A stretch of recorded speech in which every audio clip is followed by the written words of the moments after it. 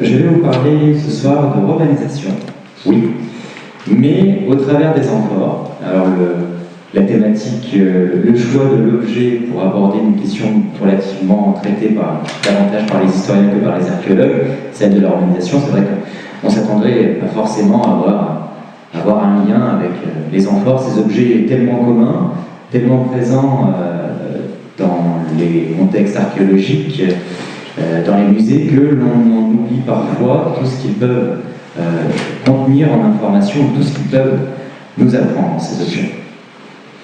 Alors, je vais d'abord en présenter quand même, puisque vu que je viens de vous dire que le sujet était un peu ambigu, un peu original, autant savoir qui parle.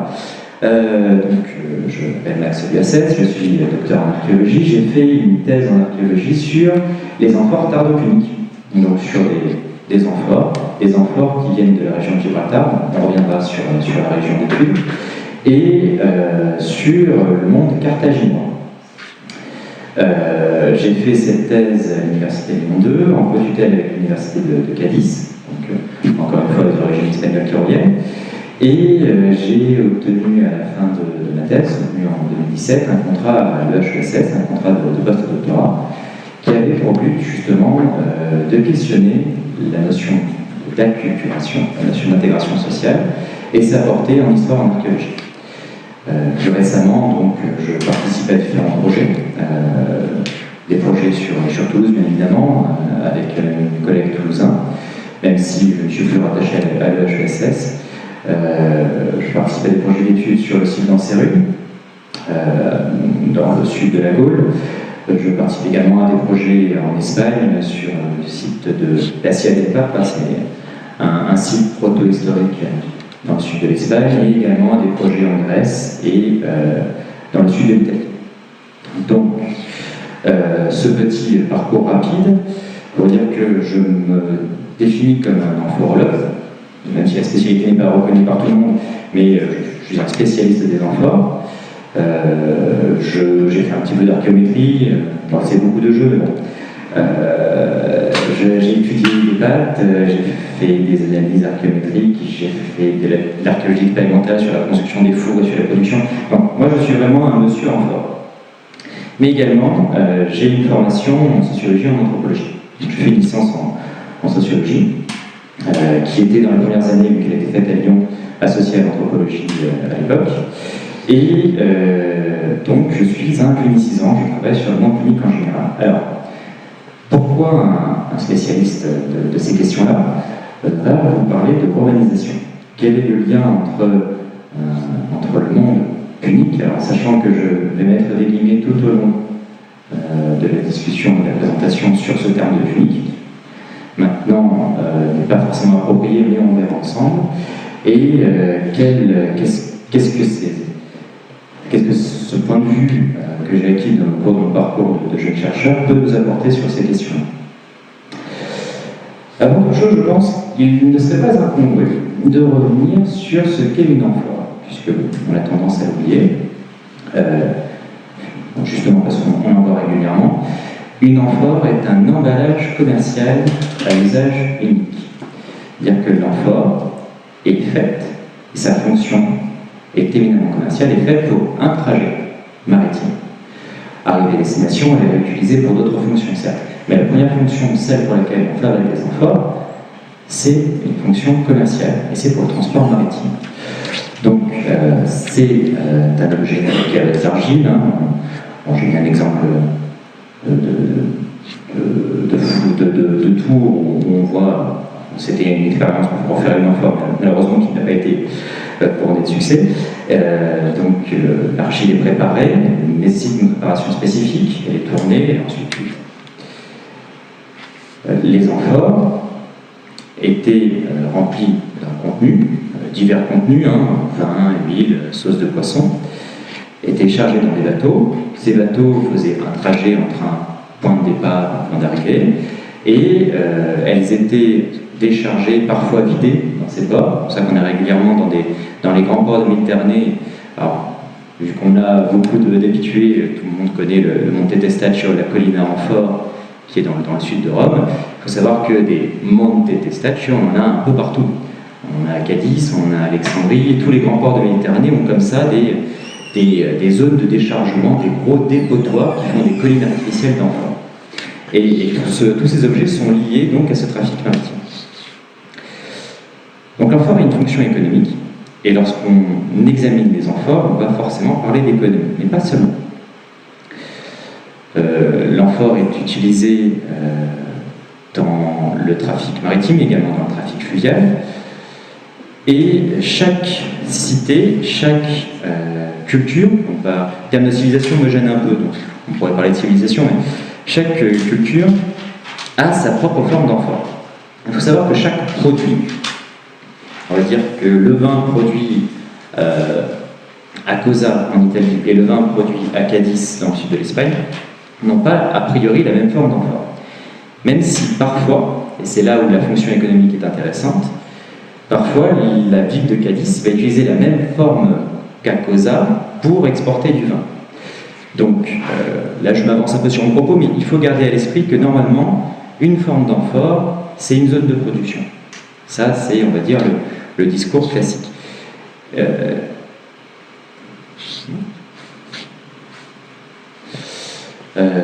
En tant qu'emballage commercial, donc, l'amphore est un support pour diverses marques, des marques de production, on en a régulièrement. Pour la période, pour le 1er siècle avant Jésus-Christ, la période où il y a, on va dire, un gros boom économique en Méditerranée occidentale, on a des preuves que la production d'amphore se faisait à la chaîne. C'est-à-dire qu'il y avait un artisan qui faisait la panse de l'amphore, un autre qui faisait le col, et tout ça a été collé ensuite. Enfin, on a une production avec une rationalité de la production, et on a, on va dire, un modèle économique qui est bien loin de ce qu'on pense souvent, de ce qu'on envisage souvent pour le monde antique. Donc l'amphore est un support pour diverses marques, des marques fiscales également, des marques, vu que c'est un emballage commercial par rapport au type de contenu, la qualité du contenu. On retrouve également des marques sur le coût du transport d'un chargement d'amphore. Très récemment, il y a une publication sur le sujet. Donc l'amphore est un objet très riche en informations, souvent d'ailleurs sous-estimé, alors qu'il nous renseigne sur la culture, sur les modes de production, sur les techniques, sur les langues parfois, parlées par ceux qui produisent, par ceux qui les consomment. Et cet objet peut nous renseigner sur de nombreux sujets. Alors maintenant, je l'ai dit en introduction, le terme de punique, même si je dois me définir comme punicisant, le terme de punique maintenant, entre punicisants, donc entre gens qui travaillent sur Carthage et ses dépendances, est entendu entre guillemets. Je vous parlerai plutôt de Phéniciens occidentaux. Alors, je sais, vu qu'il y a beaucoup d'habitués, je sais que traditionnellement, on met une distinction entre l'Orient, les Phéniciens qui sont en Orient, et les Puniques qui sont en Occident. La vision des choses a un peu changé ces 10 dernières années, notamment parce qu'on a beaucoup remis en cause le rôle hégémonique qu'a pu avoir Carthage. C'est-à-dire que traditionnellement, je le vois encore parfois, on a la vision d'un empire carthaginois. On connaît Carthage et le monde punique par rapport aux guerres puniques, aux guerres contre Rome, et dans l'historiographie, on a tendance à parler donc d'une zone, d'un espace sous contrôle de Carthage, d'un espace sous contrôle de Rome, et 2 grands blocs qui se seraient affrontés au cours de 3 guerres.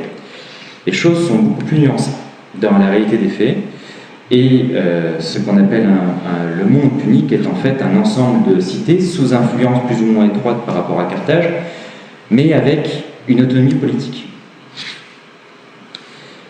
Donc ce monde punique, on a tendance à voir comme très homogène politiquement et culturellement, s'avère en vérité très diversifié. Un des exemples que je cite personnellement quand j'en parle, c'est le cas du Tophet. Donc, un Tophet est un sanctuaire, c'est un sanctuaire qu'on retrouve à Carthage, qu'on retrouve. Le rôle du sanctuaire est un peu ambigu, on ne va pas rentrer sur la question parce que ce n'est pas l'objectif, mais le Tophet est régulièrement considéré comme une marque de la culture punique. Il faut savoir qu'on n'a pas de Tophet au Maroc, on n'a pas de Tophet dans le sud de l'Espagne, on n'a pas de Tophet à Ibiza, alors qu'on sait par les textes que ces régions ont, à un moment, au cours des guerres puniques, été alliées à Carthage. Alors cet exemple, on pourrait en parler pendant très longtemps, pour insister sur cette diversité. Le mot monde punique est un mot commun, et plus facile, on va dire, pour bien le faire comprendre. Donc je continuerai à en servir très probablement, et la seule habitude viendra de parler de punique, mais c'est vrai qu'on préfère actuellement, on va dire, dans le cercle des chercheurs, on parle phénicien occidental. La notion de romanisation maintenant. Alors, le mot également fait débat par son usage et par, on va dire, également, encore une fois, son historiographie, le parcours qu'a eu ce mot dès sa création le siècle passé. Alors, c'est une notion qui maintenant, pour beaucoup, ne devrait plus être utilisée. Il y a eu de nombreuses publications ces 10 dernières années sur le poids idéologique de la notion de romanisation, de la notion d'hellénisation, et de par on va dire, le bagage idéologique de ces mots-là, il ne faudrait plus s'en servir.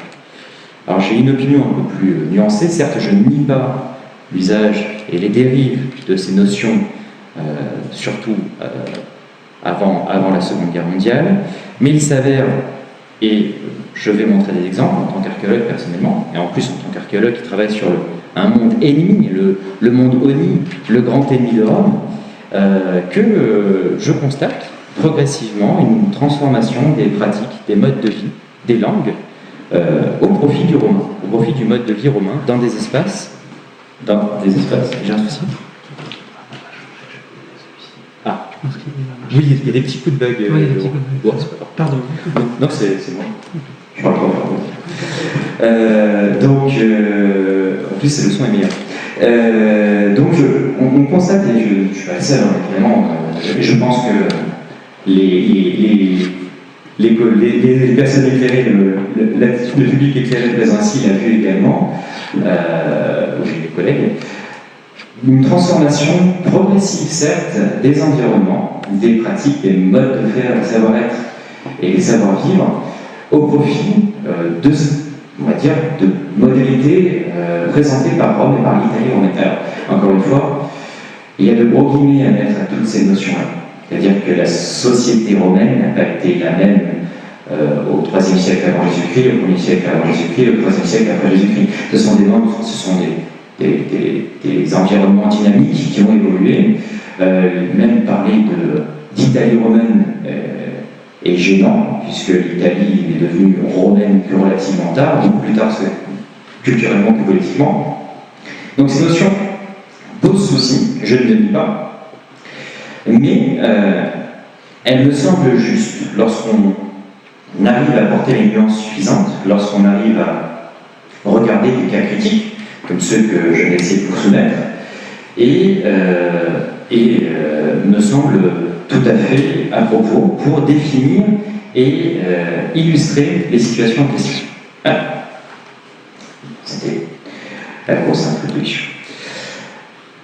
D'abord, là c'est un petit peu un état des lieux, on va dire, de mes recherches récentes en sociologie et en anthropologie. Alors je ne la cite pas, mais il faut également prendre en compte la psychologie interculturelle. La discipline est récente, mais Toulouse est un grand pôle de développement dans cette discipline, à savoir que la notion d'acculturation très décriée en anthropologie est au cœur de la démarche en psychologie interculturelle. Maintenant, que ce soit les Américains, les Français ou les Anglais, tout le monde parle d'acculturation lorsqu'on en écrit en psychologie. Les anthropologues ne le font plus, les archéologues le font moins, mais c'est pas pourtant que la notion n'a pas perdu de sa vivacité intellectuelle. Pour faire un très rapide détour, puisque là encore, il n'est pas question de parler trop profondément de sociologie, d'anthropologie, c'est pas le but, mais je souhaiterais discuter avec vous de ces notions et peut-être pas les définir ni les redéfinir, mais les préciser. Donc, il y a en sociologie et en anthropologie une notion centrale, celle d'intégration, d'intégration socioculturelle. À savoir que en sociologie, en anthropologie, les termes ne sont pas tout à fait les mêmes, et même en sociologie, on voit qu'il y a différentes étapes dans l'intégration. Il y a ce qu'on appelle la socialisation primaire, celle réalisée par la famille auprès des enfants, la socialisation secondaire, qui est celle des milieux professionnels. Alors, on l'a tous vu durant nos vies, selon l'emploi qu'on a effectué, il y a des pratiques, il y a des manières de faire, des gestuels, qui sont apportés, on va dire, par ce milieu, par cet environnement-là, et tout ça est pris en compte en sociologie. Et il y a une troisième forme de socialisation, qui est la socialisation tertiaire. Alors, des ouvrages dessus, on en parle peu, mais même si le mot d'acculturation est peu employé en sociologie, en anthropologie actuellement, la socialisation tertiaire, c'est la rencontre entre deux environnements, deux cultures. Encore une fois, je mets des gros guillemets. Et cette rencontre va former un nouvel environnement. Alors j'insiste là-dessus. Les théories en sociologie, en anthropologie, en psychologie, les trois disciplines arrivent au même constat. Lorsque deux cultures se rencontrent, et une troisième apparaît. C'est-à-dire que ce n'est pas tout à fait les mêmes qu'au départ, même s'il y en a une qui peut l'emporter sur l'autre, un autre environnement est construit à l'issue de la rencontre. Il faut également parler, lorsqu'on aborde ces questions-là, d'identité. Il y a eu, surtout ces 10 dernières années,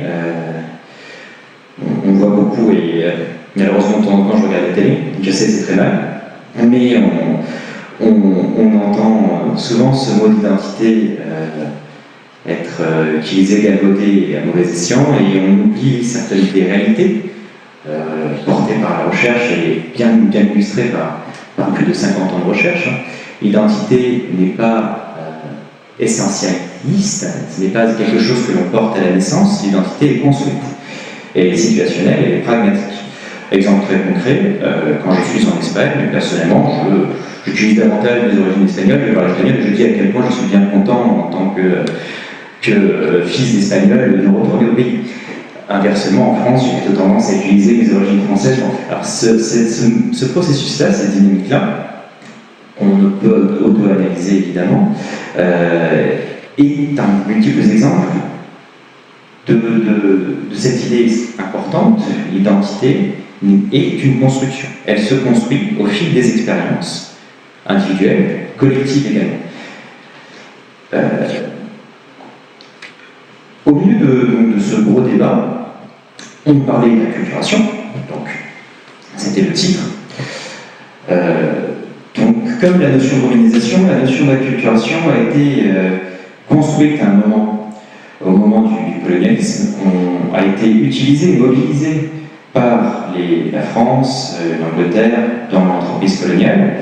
Et c'est vrai que cette notion, comme bien d'autres, a été utilisée pour légitimer des entreprises mortifères.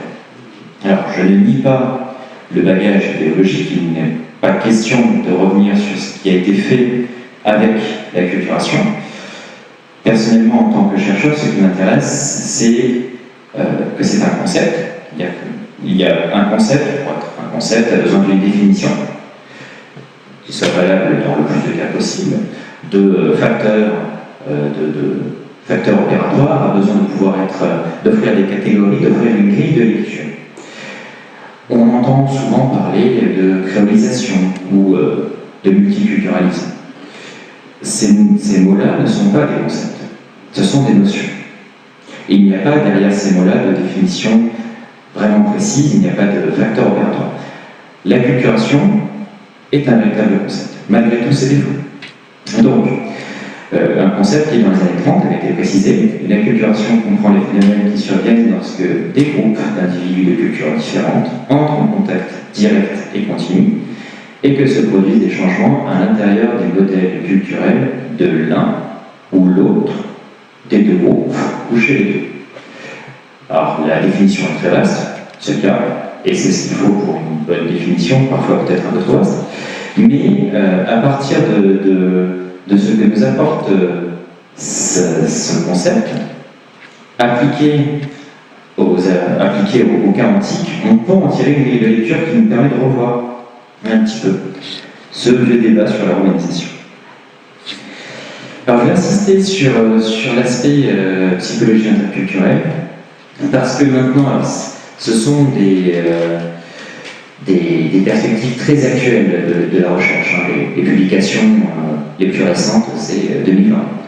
La notion d'acculturation est vraiment utilisée chez les Américains, notamment, Il y a toute une école qui s'est formée autour de cette notion-là, alors qu'en France, à cause de son passé, à cause de ce poids du passé, on a complètement refusé, on en parle plus en anthropologie, les archéologues font un peu de résistance, mais peu d'archéologues s'en servent encore.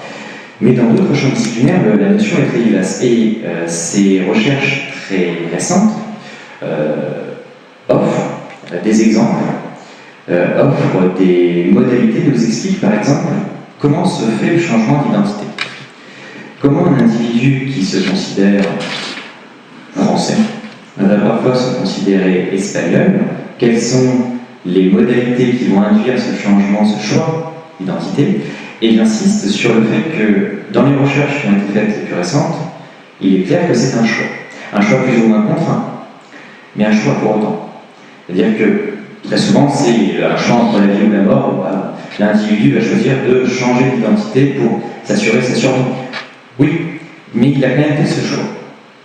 Et les recherches également en psychologie interculturelle insistent sur la tension également que ça implique. C'est douloureux de changer d'identité. C'est douloureux de se définir d'une autre façon. C'est douloureux d'accepter un autre environnement, d'apprendre une nouvelle langue, d'apprendre une nouvelle façon de faire les choses. Mais pour autant, certaines conditions peuvent rendre ces tensions plus ou moins fortes. Donc il y a 5 facteurs pour l'instant. Alors évidemment, je vous parle de recherches très récentes, c'est-à-dire que ce sont des publications 2018, 2019, 2020. Les recherches sont en cours. Il y a un gros débat de fond avec l'acculturation parce qu'on lutte contre ce poids idéologique. Lorsqu'on fait un petit peu d'historiographie, j'en ai fait un petit peu modestement, et qu'on voit des choses, des écrits des années 50 où de véritablement racistes, alors il faut les mettre en contexte, mais évidemment on lutte contre ce poids-là, mais il n'empêche, certains de ces concepts sont très riches. Notamment celui de compétences culturelles. Alors je vais m'intéresser à ça. On va en parler un peu. Pour qu'il y ait... Donc il y a différents niveaux d'acculturation. Elle peut être plus ou moins poussée. Elle peut potentiellement amener à l'assimilation. Mais forcément, alors ça c'est évidemment les résultats des recherches récentes, il y a assimilation au bout de 3 générations minimum. Et il faut qu'il y ait une transmission de la compétence culturelle suffisante. Donc, j'ai pas mis les schémas. En psychologie clinique, ils aiment bien faire ce genre de choses. Il y a des beaux schémas avec des chiffres, des pourcentages. Bon, là, ce n'est pas logique. Mais à savoir qu'on peut définir le degré d'intégration d'un individu, d'une culture différente de la sienne au départ, et comment ce phénomène, ce processus, donc quelque chose qui se fait progressivement, selon des conditions, va être plus ou moins poussé. Je cite Zora Guerraoui, qui est une chercheuse à Toulouse, qui a travaillé donc, en psychologie interculturelle, qui travaille sur le cas des enfants issus de l'immigration, des enfants d'origine maghrébine issus de l'immigration, et comment leur identité, comment cette identité déjà s'acquiert, et comment elle a évolué ces 50 dernières années. Donc, l'individu ne fait pas que recevoir l'empreinte culturelle de son groupe. Au contraire, il manipule, remodèle, réinterprète cet héritage à partir de ses expériences, de sa personnalité, de son statut face à son groupe. Alors, la fin de la phrase n'est pas mise, mais de son statut face au groupe. C'est un aspect important. C'est-à-dire que comment l'autre nous perçoit va ou non faciliter le fait qu'on s'intègre dans son monde. Alors, lorsqu'on parle de Rome, si on va voir, personnellement, j'ai fait 2-3 interventions chez des collégiens, rien de très fabuleux, mais je vais voir des collégiens, j'ai des neveux qui m'ont demandé d'intervenir dans leur classe. Quand je parle de Rome, on retient les légions, les conquêtes romaines, la force militaire. Rome, on parle d'aqueduc, on parle d'infrastructure, on parle de route. Mais il y a un autre aspect dont on parle peu et qui pourtant dans les sources antiques revient régulièrement, c'est la force de civilisation, la capacité d'assimilation de Rome. Alors, il y a 3 sources qui utilisent ce mot-là, elles sont peu connues, peu discutées, mais on va le voir ensemble. Différentes sources antiques insistent régulièrement sur la capacité de Rome et des Romains à intégrer des non-Romains. Et certaines sources grecques, d'ailleurs, nous expliquent que c'est grâce à ça que Rome a réussi à conquérir le monde. C'est qu'à la différence des cités grecques, les Romains portaient dans leur façon de voir le monde une ouverture d'esprit que n'avaient pas les cités grecques. Alors là, je cite. Donc, on a un texte assez je n'ai pas mis la date, j'aurais dû mettre la chronologie, mais on a un texte du 1er siècle après, 2e siècle après, qui nous présente Rome comme synthèse des peuples de la Terre. On sait également qu'à l'époque augustéenne, les spectacles à Rome se faisaient en plusieurs langues, au moins 3 langues, que donc il était courant, même en présence de l'empereur, que plusieurs langues soient utilisées au cœur même de l'Empire. Une des sources qui est pour moi la plus frappante, c'est le Pro-Balbo de Cicéron. Alors, le Pro-Balbo est encore utilisé dans les cours en droit. Le droit romain était à la base du droit français et du droit occidental. Et j'ai régulièrement vu des références au Pro-Balbo. Et Cicéron nous dit lui-même, mais ce qui s'en contredit a le mieux assuré notre empire. Ce qui a le plus étendu le nom romain, c'est que Romulus, le premier de nos rois, le créateur de cette ville, par le traité fait avec les Sabins, nous a appris que nous devions agrandir notre république en y adoptant même nos ennemis. Alors, je n'ai jamais vu de critique sur ce texte et sur ce passage. Le Pro-Balbo est régulièrement cité, à savoir, et on en reparlera, Cornelius Balbus est un punique. Exactement, c'est un habitant de Cadiz, d'origine phénicienne, il y a des lettres de Cicéron qui se moquent de lui, de son accent d'étranger, de carthaginois, de punique. Cicéron a défendu ce personnage-là face, on va dire, Balbus était un Césarien face à des Pompéiens, on est avant le début des guerres civiles, avant le conflit ouvert entre César et Pompée.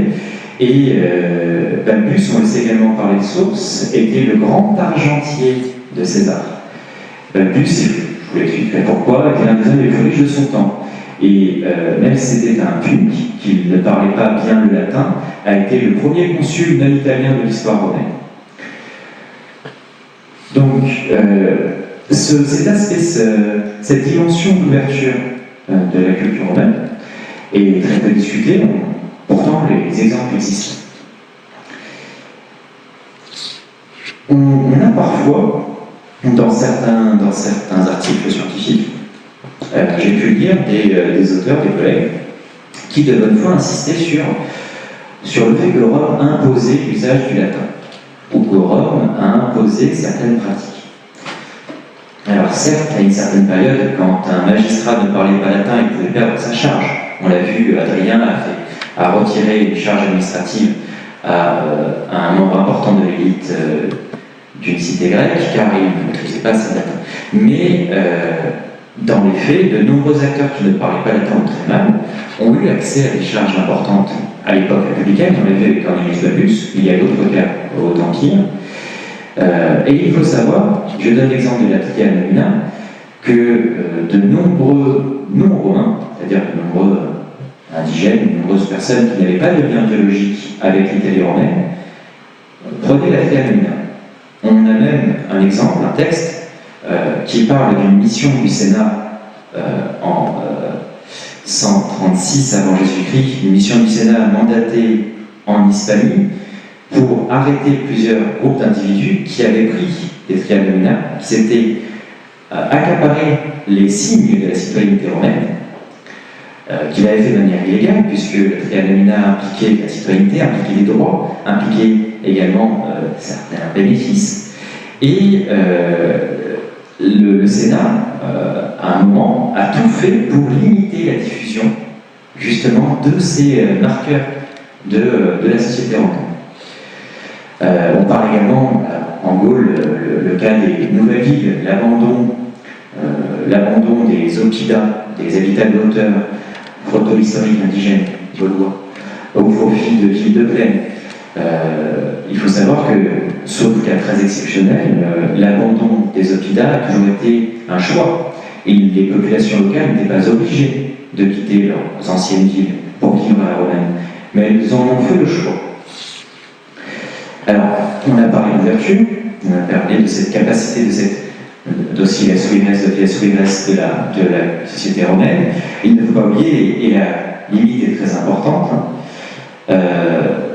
l'étranger était accepté tant qu'il servait le pouvoir de Rome et la majestas romaine. C'est-à-dire que dans les différentes sources, dans les différents traités, et on va en voir quelques-uns dont on a trace avec des étrangers, Rome leur acceptait, les considérait comme des égaux, leur donnait une forte autonomie, faisait un traité qui était très bénéfique pour ces cités-là ou ces populations-là, mais au terme seulement que ces individus servent la grandeur de Rome.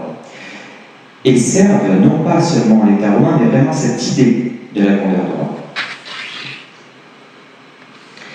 Alors, je pense que j'ai parlé, à part 2-3 exemples, de choses que vous connaissiez déjà. Maintenant, on va parler de choses un peu moins connues. Le cercle du Détroit. Alors, un peu compliqué, j'admets. Donc, c'est une notion, le cercle du Détroit, qui définit un espace géohistorique centré sur le détroit de Gibraltar, fondé sur la proximité sociale et culturelle de plusieurs cités issues de la colonisation phénicienne. Donc là, je vous ai fait la définition scientifique. Pour expliquer dans le détail, dans le sud de l'Espagne, dans le nord du Maroc, plusieurs villes, Cadiz, Malaga, Tanger, Tétouan, sont d'anciennes fondations phéniciennes, fondées alors, on n'est pas sûr de la chronologie, mais entre le XIe siècle avant Jésus-Christ et le IXe siècle avant Jésus-Christ, parfois un peu plus récentes. Et toutes ces villes d'origine orientale, donc les Phéniciens qui viennent du Proche-Orient, qui viennent de la zone du Liban actuelle, se sont installés dans le sud de l'Espagne et dans le nord du Maroc, se sont installés là-bas pour l'accès au métal, essentiellement, mais pas seulement, puisqu'il y a de très riches gisements d'argent et de cuivre et de plomb également dans le sud de l'Espagne. Et ces cités phéniciennes qui étaient au départ des comptoirs, lorsque les métropoles du Proche-Orient se sont effondrées, les Phéniciens qui étaient dans le sud de l'Espagne, dans le Maroc, n'ont pas disparu. Ils ont continué à vivre, ont prospéré, et ont construit des villes de culture phénicienne qui utilisaient le néo unique, vénéraient non pas Baal, puisque Baal est une divinité plutôt vénérée à Carthage, mais vénéraient Melkart, une divinité phénicienne, une autre divinité du panthéon phénicien. Et l'archéologie et l'histoire définit aujourd'hui. Donc on a un espace. Là, Martin est matérialisé par le cercle, je me fais désolé pour le terrage. Un espace, donc, centré sur le détroit, mais pas seulement, sur la mer d'Alorin, avec, d'un point de vue archéologique, tous ces sites présentent les mêmes marqueurs, les mêmes objets, les mêmes pratiques, les mêmes lieux. Entre le 6e siècle avant Jésus-Christ et le 1er siècle avant Jésus-Christ. Donc là, c'était pour mettre le détail des villes en question, avec les noms anciens. Donc il y a Cartella c'est Algésiras, Malacca, Abdera, Baraga. Cartagonova, vous le remarquez, est en dehors du cercle. Cartagonova, la nouvelle Carthage, est une fondation récente, une fondation de Débarca, une fondation du 3e siècle, qui n'a rien à voir avec les Phéniciens du Détroit. Elle n'entre pas dans le cercle du Détroit parce que justement c'est une ville unique au sens propre du terme, une ville issue de Carthage. Là, lorsqu'on parle de Gadès, Gadir en phénicien, de Lissus, ce sont des fondations très anciennes des villes où des Sémites, puisque ce sont des populations sémitiques, qui vivaient dans ces villes-là depuis plus d'un millénaire, lorsque Rome est arrivée dans la région. Ces villes phéniciennes du Détroit, uniques par commodité, sont devenues un enjeu majeur durant la Deuxième Guerre punique. Premièrement, toutes ces cités contrôlent des voies d'accès clés sur les routes maritimes et routes fluviales. Par exemple, Algésiras, même à l'heure actuelle, est un port clé sur les routes maritimes pour traverser le détroit de Gibraltar. Gadir, même situation. Donc c'était des villes qui contrôlaient des espaces importants, contrôlaient des clés de voûte sur les réseaux, sur les voies de circulation, qui également disposaient d'un appareil industriel, de la capacité de production. Alors je parle industriel et j'insiste sur le mot, c'est choisi, c'est voulu, qui en faisait des grands centres pour l'approvisionnement des légions, des forces romaines et des forces carthaginoises également. On le sait par les textes, et l'archéologie nous le prouve, régulièrement lors de la Deuxième Guerre punique, Magon, un général carthaginois, est allé à Cadis pour piller les sanctuaires et les lieux de trésor de ces cités phéniciennes parce qu'il avait besoin d'argent, parce qu'ils étaient tellement riches que pour financer l'armée carthaginoise, il avait besoin de leurs ressources. Donc là, je vous ai mis un petit plan de Lixus, donc Lixus qui est au Maroc, mais on l'oublie. Lixus qui est connu pour ses bronzes de l'époque romaine, mais Lixus est une ville phénicienne, une ville fondée par les Phéniciens.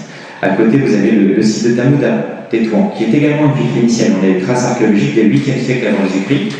Il y a des inscriptions en phénicien, on vénère des dieux phéniciens, et il y a des amphores phéniciens. Alors, donc, exemple de Gadir-Gadès, on va en parler parce que c'est un paradigme, c'est un très bon exemple emblématique maintenant, et Carteia, donc Algésiras, qui sont des villes connues surtout pour leur héritage romain. De nombreux sénateurs, de nombreux notables romains du Haut-Empire, du 1er siècle, 2e siècle après Jésus-Christ, venaient du sud de l'Espagne.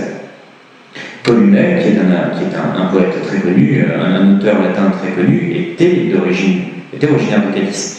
Et d'ailleurs, dans certains textes, quand on relit certains passages, il vante ses origines puniques par rapport à ses connaissances en agronomie.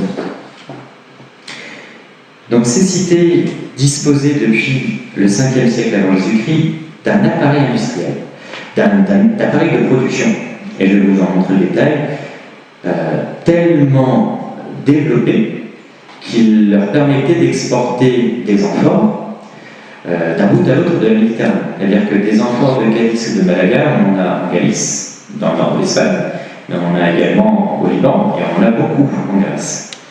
Alors ces amphores, dans la région d'Île 3, étaient essentiellement utilisés pour le transport de salaisons de poissons. Désolé, c'est peut-être un peu... Je parle de beaucoup de choses, il y a beaucoup d'informations, je vois beaucoup de gens qui m'aillent, désolé. Si... Vous pouvez peut-être faire une pause. S'il n'y a pas de pause de prévu, bon, ça va, parce que moi, porté par mon propos, je peux continuer pendant 2 heures. C'est pour la concentration. Il n'y a pas de souci. Alors, il y a mon épouse également qui a veillé, donc il n'y a pas de problème. Alors, pourtant, elle va entendre. Donc, la région de Gibraltar était à côté de zones de frais du thon, de plusieurs espèces maritimes, très prisées par les auteurs, par les populations antiques. On sait par exemple du texte grec classique du 4e siècle avant Jésus-Christ que le poisson Cadis est reconnu, que c'est un mets prestigieux et qu'on fait importer depuis l'autre extrémité de la Méditerranée. Donc les villes du détroit ont très tôt exporté beaucoup d'amphores. Beaucoup d'amphores. Je vais vous parler donc d'activité industrielle dans le cas de Cadis qui a été le plus fouillé. Alors je vais beaucoup parler de Cadis, non pas parce que la ville était la plus riche et plus grande que les autres, mais parce qu'archéologiquement, on a beaucoup plus de données sur Cadis, donc en phénicien Gadir, en romain Gadès, en latin Gadès. On a beaucoup plus d'informations archéologiques que toutes les autres villes du détroit. Alors ça ne veut pas dire que les textes nous en parlent plus pour d'autres raisons politiques, mais les données qu'on a archéologiquement font qu'on a une espèce de biais par rapport à ce site-là. Donc dans le cas de Cadis, Gadir, Gadès, on a documenté dès le 5e siècle avant Jésus-Christ l'installation de zones d'activité dédiées, rationalisées, construites en parcelles, dédiées à la transformation des poissons, à la fabrication des amphores. Alors là, je vais encore une fois lever. En sachant que, alors j'ai oublié de mettre une échelle, excusez-moi, mais la zone est grande. Ce secteur ici, on ne retrouve que des fabriques à salaison. Il y en a plusieurs centaines, archéologiquement fouillées. On suppose qu'il devait y en avoir à peu près 200 ou 300 fabriques. Sur un autre secteur de la baie, il n'y avait que des ateliers qui fabriquaient des amphores. La zone en question est immense. Cette île-là, à l'époque c'était une île, maintenant ça ne l'est plus, fait environ 8 km de long, un peu plus. Donc c'est un espace relativement grand, dédié à la production d'amphores. Je vous laisse imaginer les quantités produites, en sachant que Cadis est un très bon exemple, mais on a des traces d'un tel niveau de production à Malaga, à Licius et à Tamudas, dans d'autres villes donc du cercle du Détroit. Alors ces amphores étaient produites dans un modèle de four oriental. Les fours amphores que vous avez là, donc c'est des fours. Alors on va parler je ne vais pas trop me lancer en technique de production antique, mais c'est un modèle qu'on retrouve d'abord au Proche-Orient, puisque ce sont des Phéniciens. On l'a vu ensemble, ils sont arrivés dans le sud de l'Espagne à la fin de l'âge du bronze, avec des techniques orientales, et on continue à produire selon un modèle oriental pendant plus d'un millénaire. Donc, c'est des fours inspirés de modèles orientaux, qui continuent à être utilisés pendant plusieurs centaines d'années. Je vous parlais donc sur la zone de production d'amphores de parcelles, et on a véritablement, on l'a vu, alors c'est une succession d'ateliers, ce n'est pas un atelier unique. On a un site emblématique, Torre Alta. Alors, dans la publication, on va parler de l'atelier de Torre Alta. En réalité, il y avait 25 ateliers. Des ateliers qui se sont succédés sur la même parcelle pendant plusieurs siècles. A priori, il semblerait que, vu l'homogénéité des surfaces et la gestion de ces parcelles, il y a forcément une autorité. On a régulièrement retrouvé des timbres avec des figures religieuses, et on sait que Cadiz était connu pour son temple dédié à Héraclès. Et on suppose que le temple, surtout dans les cultures proche-orientales, on le sait par d'autres sources, avait une fonction économique. Et on suppose que le temple devait gérer ses parcelles, puisque le territoire, les temples, les sanctuaires avaient régulièrement un espace qui leur était dédié, devait louer certaines de ces parcelles à des artisans qui produisaient des amphores. Je vous parlais en introduction, chaque cité, chaque culture, chaque produit a son amphore. Un amphorologue, donc, comme tout objet, on fait des séries. On construit ce qu'on appelle des typologies, des grosses séries d'objets. Chaque objet correspond à une période. Dans le cas des amphores, c'est forcément un peu plus simple, vu que chaque ville a sa forme d'amphore, chaque produit va avoir sa forme d'amphore, et on voit des variations. Là, je vous ai mis des exemples. Ces formes d'amphores-là, toutes celles que vous avez là, sont spécifiques à la région du détroit de Gibraltar, ce que j'avais appelé le cercle du détroit. Donc on les retrouve dans toutes les villes de Cadiz, Malaga, Tamuda, Tanger. Dans toutes les villes de cette région-là, on retrouve ces formes d'amphores. Mais on ne les retrouve pas à Carthage, on ne les retrouve pas à Ibiza, on ne les retrouve pas en Sicile. J'insiste, puisque le biais que l'on a par rapport au monde punique, entre guillemets, encore une fois, on a tendance à le voir comme très homogène, mais les objets et les amphores nous prouvent au contraire qu'on a différents espaces culturels, différents espaces avec des pratiques et des modalités de fabriquer des amphores légèrement différentes. Donc, plusieurs séries d'amphores, et on a très tôt, dans la région du Détroit, dès le IVe siècle avant Jésus-Christ, l'habitude d'utiliser des formes d'amphores grecques. Cette série-là, je pense que je ne sais pas si tout le monde voit la souris, donc cette ligne typologique est inspirée d'amphores de Grèce continentale, c'est-à-dire qu'une ville, j'insiste, une ville phénicienne, ancienne fondation du Proche-Orient, alliée à Carthage, utilise pour le commerce du vin des formes produites initialement à Tassos et à Athènes. Vu que ce sont des emballages commerciaux, il faut vraiment voir ça. Quand on parle d'amphores, ce sont des emballages commerciaux, c'est un nom qui exprime un produit qui est... Alors le mot marque est un petit peu mal choisi, mais quand on veut conquérir une nouvelle part de marché, quand on commence à produire du vin, eh bien on va prendre l'emballage, la marque la plus connue à l'époque pour le commerce du vin. Et c'est ce qu'a fait la ville de Cadiz, la ville de Malaga, tout au long de l'Antiquité. Je vous avais mis à côté des petits exemples. Donc, ça, c'est d'un point de vue formel, j'avais montré ça à des collègues grecs. Ils me disaient, mais c'est une amphore grecque, là.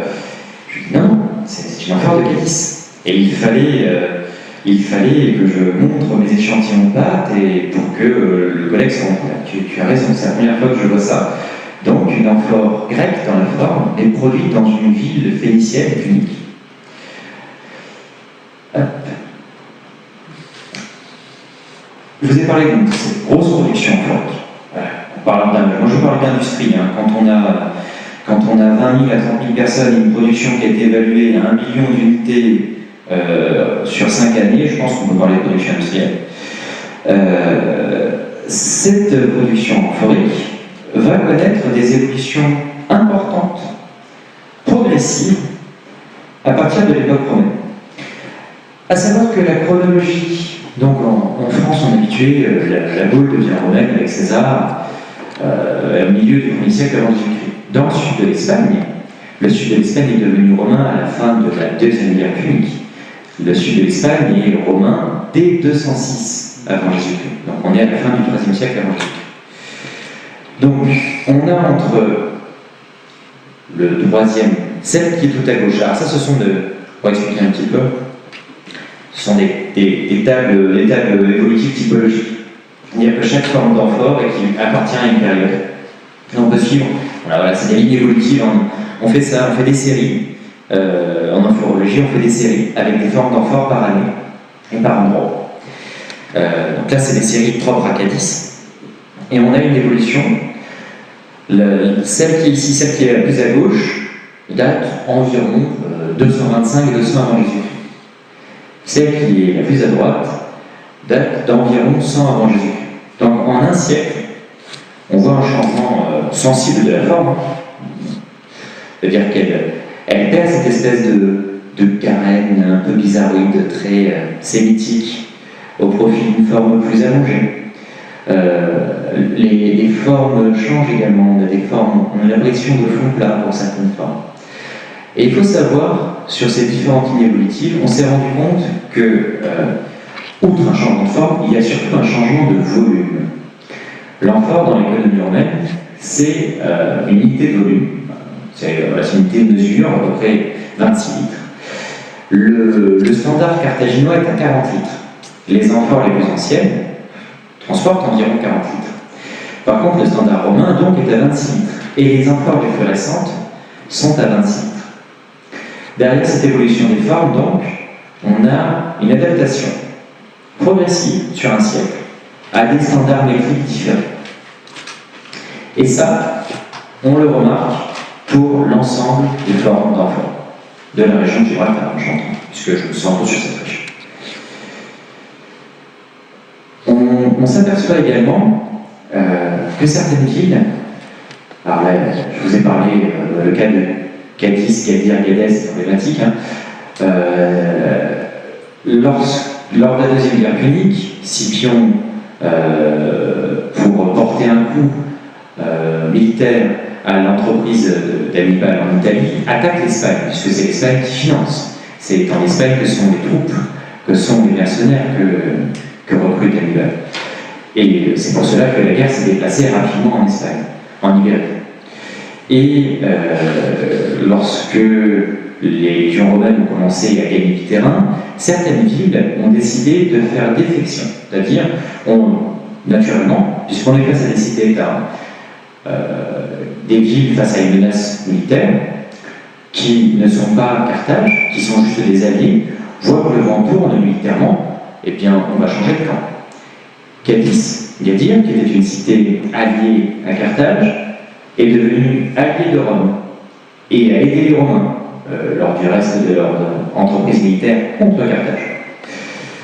Et Cadis, de Gadir, grâce à cette aide apportée, est devenue ce qu'on appelle une cité fédérée. Alors c'est un statut, une cité fédérée, hein, c'est important. Une cité fédérée à l'époque républicaine gardait ses lois, on le sait. C'est-à-dire que les habitants de Cadis à l'époque romaine continuaient à être dirigés par des lois phéniciennes, continuaient à utiliser le néo-punique et à vénérer les dieux phéniciens, même s'ils étaient alliés à Rome et qu'ils étaient dans l'orbite de l'espace romain. Et une ville fédérée, comme Gadir Cadis, qui est donc alliée, elle ne paye pas de tribut à Rome. Elle n'est pas sous contrôle militaire. Il y a une garnison romaine, mais à un moment, les Gatitains, on le sait par d'autres sources, vont venir à Rome voir les Siens en leur disant « Attendez, nous sommes une ville alliée, pourquoi mettre une garnison romaine ?» Et les Romains vont enlever la garnison pour laisser l'autonomie à cette ville alliée. Donc on est dans une ville alliée qui continue à être dirigée par des lois phénicienne, punique. Et pourtant, on s'aperçoit d'une transformation décisive des modalités de production. On a l'apparition, par exemple, à Cadiz, de la villa. Alors, les villae, on en voit beaucoup en Gaule, on en voit régulièrement, mais c'est un mode de production, c'est un bâtiment qui est propre, on va dire, à l'Italie romaine. Et il n'y en a pas dans le sud de l'Espagne avant cette période-là, et il n'y a aucune raison d'en avoir dans une ville alliée fédérée qui n'est pas sous contrôle romain, où il n'y a pas de Romains a priori. Et pourtant, ce mode de production va s'implanter, et on note également, donc là je vous montre, c'est très frappant, parce qu'on a deux périodes comme ça, entre le tout début de l'époque romaine, où on a encore une organisation ancienne, punique, phénicienne, et le Haut Empire, l'organisation change complètement. Le nombre d'ateliers multiplié par 10, là, d'un point de vue échelle, sur un carré de 20 km de côté, on n'a que les ateliers d'amphore et des fabriques à salaison. Et on a d'autres changements à Cadiz. On a les techniques de four qui changent. Donc auparavant, je vous ai montré les fours de forme phénicienne. Ces fours réveillantaux, circulaires, des petits cercles avec un pilier central. C'est une technique orientale, phénicienne. Mais dans une ville fédérée, alliée, où il y a encore des Phéniciens qui habitent, on va avoir apparaître des fours romains, typiquement romains, dont le modèle, la technique, le blanc de ces fours vient d'Italie et appartient au monde romain. Par exemple, cette plaque, c'est un objet, c'est très petit, mais c'est une plaque préfabriquée qui sert de sol pour les fours de puissance céramique. C'est une technique romaine qu'on retrouve au Haut Empire en Angleterre, en Italie. On la retrouve dès le 1er siècle avant Jésus-Christ à Cadiz. Le timbrage et donc les inscriptions que l'on a sur les amphores. Vous avez dit, je reviens, l'amphore est un emballage commercial, il y a des marques fiscales, il y a des marques de production, c'est un support économique. Et ces marques, naturellement, dans une ville phénicienne, sont au départ écrites en phénicien, sont écrites en néopunique. Cadiz avait une tradition de marques anépigraphiques, c'est-à-dire des petits dessins, des petits symboles que l'on a là. Au passage, c'est une des illustrations que j'avais choisies pour la conférence. Donc, cette amphore-là est une amphore inspirée d'un modèle romain, c'est une dressérine. Les dressérins, on en voit partout sur les sites romains, on en voit des milliers un peu partout, et pourtant, donc, c'est une dressérine produite à Cadiz avec un symbole de Tanit, avec une divinité punique. Donc, le cas du timbrage, on le voit très nettement à Cadiz entre 120 et 90 avant Jésus-Christ. On a le passage d'un timbrage épigraphique, c'est-à-dire une écriture, avec des noms propres. Il y a Abdamon, il y a Abdashtarte, dans son nom propre, à gauche. On va avoir l'utilisation du latin. Ça va être progressif, ça va se faire en à peu près 25 ans. On arrive à documenter le nombre d'ateliers, la succession de données archéologiques que l'on a. On arrive à détailler ce passage-là, de l'usage du néopunique et l'usage du latin. En sachant, et je le rappelle, donc, que Cadiz est encore une cité fédérée.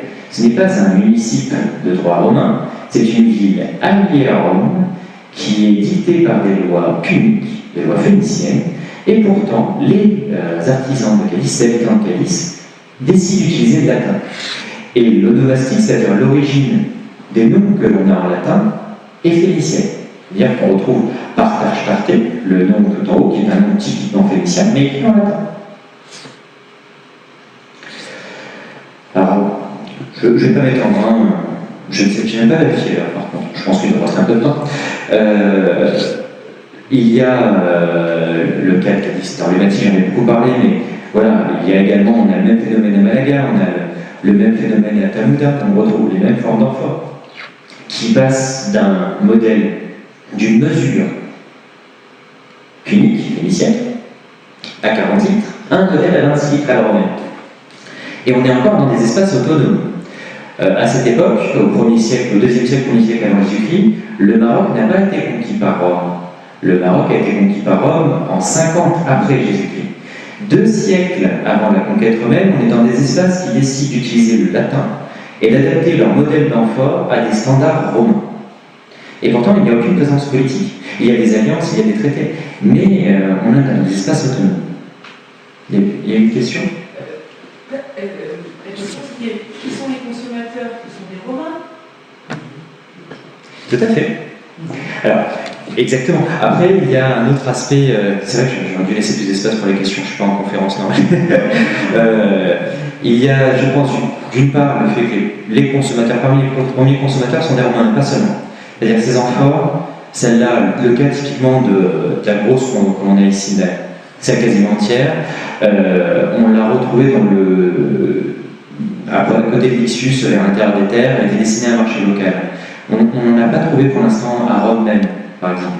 Mais même pour un marché local, on a l'habitude, même pour des exportations localisées, on a l'habitude de faire à la romaine dans un espace autonome politiquement.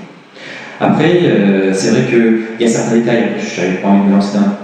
Je parlais trop de typologie, mais le pied, certains ajouts dans la forme d'amphore que l'on voit apparaître à partir donc, de la fin du IIIe siècle, début du IIe siècle avant Jésus-Christ, au moment où il y a conquête romaine du sud de l'Espagne, mais pas du Maroc, sont inspirés du modèle romain, oui. Et très clairement, surtout à partir de 146 avant Jésus-Christ, avec la destruction de Carthage, lorsque Carthage disparaît, Rome maîtrise complètement, on va dire, les réseaux d'échange, peut dicter sa loi économique. Moi, je fais régulièrement le parallèle avec les États-Unis maintenant. Alors, attention, c'est diachronique, avec encore beaucoup de pincettes, mais l'image est intéressante. Le vainqueur dicte sa loi, mais sa loi au sens propre, au sens juridique également. Il impose ses standards, il impose des manières de faire. On ne se rend pas compte forcément que de faire une amphore à 26 litres, ça ne sont pas un changement très profond, mais ça implique de changer les objets pour la production. Ça implique de changer sa chaîne opératoire. Ça implique d'utiliser des objets qui sont propres aux Romains. Donc tous ces petits changements-là influent également, je pense. C'est pas seulement que les consommateurs, mais ça en fait partie, puisqu'on est face à un marché, et qu'on a une logique de marché. Alors cet exemple pour montrer, peu importe la région, peu importe qu'on soit au Maroc ou dans le sud de l'Espagne, on a une même forme d'amphore, on a des amphores inspirés de modèles plus ou moins romains. Le commerce, donc ces objets qui sont d'origine phénicienne, d'origine punique, on est inspiré de formes ennemies de Carthage. Ça n'a rien à faire dans l'espace, l'ennemi d'Europe, pardon, ça n'a rien à faire dans l'espace romain. On ne devrait pas avoir des amphores puniques dans un espace romain. C'est antinomique, ils se sont fait 3 guerres, et pourtant, ces amphores de la région de Gibraltar, on en retrouve beaucoup à Narbonne et dans d'autres sites de la Gaule. Et il y a également le cas, alors c'est l'autre illustration que j'avais proposée pour la conférence, il y a le cas d'épave. Donc l'épave de la Chrétienne M2, qui est une épave du sud de la Gaule, à côté de Liège, est une épave qui a un chargement d'amphores de la région de Gibraltar. On a des amphores phéniciennes, occidentales, puniques, hein, voilà. Vous avez compris le petit souci. On a donc ces amphores qui viennent du sud de l'Espagne. On a sur le jet d'encre, donc l'inscription sur le jet d'encre, c'est l'inscription qui désigne l'armateur. On a Abdalon, fils de Chélem. Donc c'est une inscription punique, c'est un sémite. Le bateau appartenait à un Phénicien, probablement quelqu'un du Détroit, vu que toutes les amphores viennent de la région. Et dans la céramique de bord, on a du lac, du latin et du néo-punique. La céramique de bord, c'est la céramique utilisée par l'équipage. Le bateau est daté 110-90 avant Jésus-Christ. Donc on a un moment où Cadiz, pour insister sur ce cas-là, est autonome, où le nord du Maroc est totalement indépendant face au pouvoir romain. Mais on a pourtant dans des bateaux qui partent de la région, on a des navigateurs qui parlent le latin, on a déjà l'usage du latin qui se répand. Et ces amphores qui viennent de ces espaces-là, étrangers au monde romain, sont très diffusés dans différentes zones sous contrôle romain. Donc là, j'ai une carte un petit peu de synthèse avec des épaves. Ce ne sont que des données sous-marines pour parler des épaves, mais on a également des données terrestres. À Toulouse, très récemment, les fouilles de la caserne de Niel ont permis de découvrir, alors, quantitativement, c'est peu d'amphores, puisque je crois qu'il y a, c'est 2 ou 3% de la masse d'objets qui a été découverte à la caserne de Niel. Mais on a régulièrement ces amphores-là. dans des espaces où on sait que l'influence romaine était très forte. Il y a également, alors j'ai mis un exemple de monnaie, il y a des monnaies avec des légendes néo-puniques qui viennent de la région du Détroit, qui circulent avec des monnaies romaines. À Narbonne, colonie de droit latin bien connue, fondée par des Romains. On a de nombreux lots de ces amphores de la région de Gibraltar, et qui sont toujours avec des modèles non romains. Alors c'était pour, on va dire, peut-être du restreindre la liste, mais les cas sont nombreux. Il y a de très nombreux sites en Gaule, Olden-Provence, La Source, où, dans le cadre de mes recherches, j'ai pu retrouver ces amphores-là. Ces amphores qui sont puniques, qui sont étrangères, qui sont produites dans des villes plus ou moins autonomes, mais qui sont toujours liées à, dans le cas de La Source, c'est un site minier où on a des marques en latin, qui sont toujours liées à des élites romaines, à des élites latines, ou latinisées. Alors,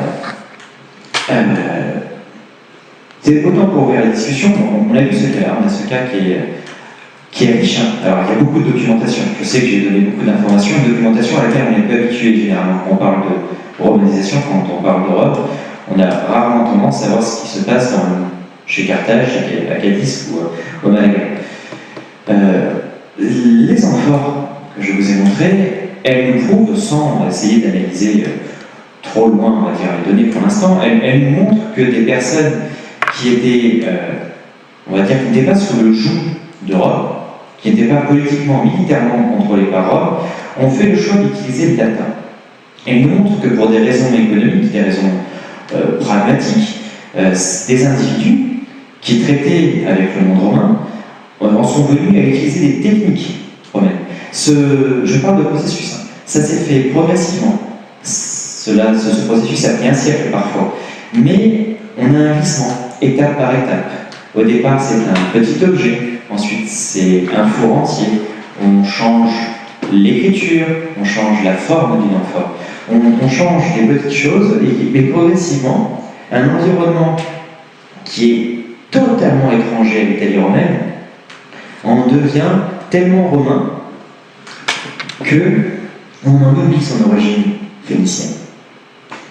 Les amphores du Détroit, au final, dans le cadre de mes recherches, au début, quand j'avais commencé ma thèse, tout le monde pensait non, c'est des amphores qui n'ont été diffusés que dans la région de Gibraltar, on ne trouvera pas ailleurs. Pour quelle raison des villes romaines auraient importé des produits puniques de cités phéniciennes du Détroit? Au final, c'est des amphores que l'on trouve partout en Méditerranée occidentale. Et pour l'instant, je suis en train de regarder ce qui se passe en Orient, je pense qu'on aura d'autres surprises. Mais ce sont toujours on en a beaucoup dans les camps militaires, on en a beaucoup dans des mines sous contrôle de l'État romain. On sait également, donc je vous parlais de Cornelius Papus, on sait qu'il y a plusieurs personnages originaires de Cadiz, de Malaga, qui sont phéniciens, puniques, qui parlent très mal le latin, mais qui sont reconnus par les Romains comme étant des individus importants, comme étant des individus essentiels au fonctionnement de la République, qui ont marqué l'empreinte de l'histoire. Cornelius Papus, on oublie, je vois très peu, j'ai peu vu et peu lu de commentaires sur son origine punique, alors que Cicéron insiste à de très nombreuses reprises, se moque véritablement de ses origines. Mais se moque en privé, parce qu'il le dit, il en a peur. C'est un homme tellement riche, tellement puissant, Cicéron à un moment est obligé de demander un prêt à Cornelius Papus pour un de ses amis. Et même si l'eau se moquait de lui en privé, en public, jamais il n'aurait osé, au vu de l'influence qu'avait Cornelius Papus. Il y a également d'autres sources qui nous parlent de l'importance de la flotte. Alors ce sont on le sait, bon, c'est un lieu commun, c'est un petit peu un cliché, les Phéniciens sont des grands navigateurs, mais cet héritage-là, on le retrouve également à Cadiz, on le retrouve également à Malaga. Régulièrement, lorsque les Romains devaient faire des opérations militaires, les sources nous disent César a fait appel à la flotte de Cadiz. Lorsque un membre un Brutus, un membre de la famille des Lotti, est allé attaquer la Galice, il a demandé le soutien des bateaux d'une ville alliée, fédérée, non pas encore soumise, pour ces expéditions. Et on a ces cas, ces données par ces amphores, par ces navires, par tous ces contextes liés à ce commerce, où on a cette mixité, où on voit un environnement, alors certes, économiquement sous contrôle romain, qui est politiquement petit à petit devient romain, petit à petit Rome étant son emprise, renforce ses traités. Mais à chaque fois, Et c'est là, je pense, l'intérêt de ces données-là. On le voit, il y a eu un choix, plus ou moins contraint. Lorsque Cadiz a signé son traité contre Rome, les légions étaient à quelques kilomètres. La ville était certes protégée par un gros rempart, mais on peut comprendre qu'ils n'avaient pas forcément envie de subir une destruction totale comme d'autres villes. Ils ont fait le choix quand même de se tourner vers Rome et de ne pas faire appel à la flotte carthaginoise au Lagon. Donc il y a régulièrement, et le cas de Détroit est emblématique, la volonté des populations locales de s'intégrer, d'accepter, d'incorporer certains éléments de la culture romaine. Alors ça peut être un objet technique, ça peut être une manière de construire, ça peut être une langue, ça peut être une écriture, mais d'intégrer ces techniques-là, ces pratiques-là, dans leur manière de faire. Et j'en reviens donc au propos sur l'acculturation. Si l'on voit la romanisation comme un schéma d'acculturation, c'est-à-dire qu'il y a différentes étapes d'intégration. Je l'ai expliqué tout à l'heure, maintenant j'ai parlé de beaucoup de choses, c'est peut-être un peu confus, mais des facteurs, la compétence culturelle par exemple, la connaissance que l'on a de la culture de l'autre favorise l'intégration. Lorsqu'on a des populations qui sont confrontées l'une à l'autre pendant plusieurs siècles, lorsqu'on a des Romains qui viennent voir les élites de Cadiz et leur disent « Écoutez, si vous servez la cause romaine, nous vous donnerons richesse, gloire, honneur, vous exporterez vos amphores d'un bout à l'autre de la Méditerranée, et les membres de votre aristocratie seront les plus riches du monde. » Cornelius Babus a été reconnu comme le plus riche de son temps. Et on voit qu'il y a eu des conditions, certes favorables. Dans le cas des cités du Détroit, c'était, je l'ai dit, donc des villes dans des points clés sur les routes de navigation qui disposaient d'un appareil industriel spécifique, des villes qui avaient quelque chose à apporter à Rome. Mais lorsque les Romains avaient quelque chose à gagner, ils n'hésitaient pas à offrir des conditions favorables, à rester ouverts, à accepter donc l'étranger dans leur cité, à reprendre la formule donc, de Cicéron, à adopter l'étranger pour en faire un Romain et qu'il serve la cause de Rome. Et c'est dans cela peut-être que le regard des vaincus nous informe sur la romanisation. On a tendance à voir la romanisation comme quelque chose d'imposé. Ça l'a été parfois. Mais dans bien des cas, contrairement à ce que l'on peut voir, et l'archéologie nous prouve, dans bien des cas, la romanisation a été choisie. Elle a été choisie parce que les individus qui l'ont subi, parce qu'il y a quand même une tension, hein, comme je l'ai dit, changer d'identité, changer de manière de faire, en psychologie, on le voit très clairement, c'est douloureux. Mais qui ont fait le choix de ces tensions-là parce qu'ils avaient à y gagner. Rome, dans son modèle, dans son projet universel, a eu quelque chose, alors par l'idéologie et le programme pour l'époque est totalement anachronique, mais a eu un dessein, a offert à d'autres populations, même si parfois elles ont été ennemies, elle leur a ouvert la porte pour s'enrichir tant qu'elles servaient l'imperium et la majestas romaine. Et beaucoup, face à cette possibilité, ont fait le choix d'apprendre et d'intégrer les manières de faire romaines. Merci.